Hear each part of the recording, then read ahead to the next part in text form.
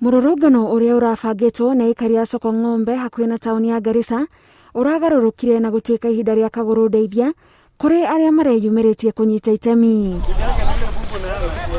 Kihumo kia mururungano uyu gikirikana ni kuragwo kwa andu eri ni borithi ndũgamano-ini iria borithi marauga marari ihenya-ini ria gwethana na mwikuiro wa uragani.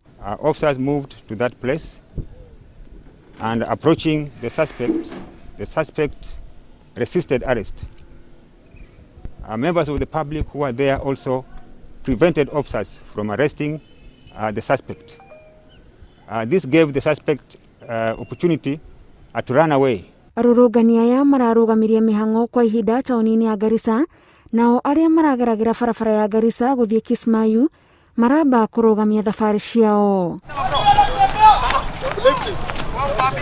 Gicanjama-ini giki niho kurerikana andu eri mararathirwo na ungi aratigwo na nguraro, no kuringana na maabitha a borithi o ni kugeria marageragia kwigitira kumana na muingi uria urari na marakara. So the officers, while withdrawing from that scene, they fired some shots in the air, which later we learned that some 2 people had been fatally injured. Komanda wa borithi kaunti-ini ya Garissa nĩeranĩire ati uthuthuria ni wambĩrĩirie niguo aria mekunyitikana na mahitia moerwo ikinya.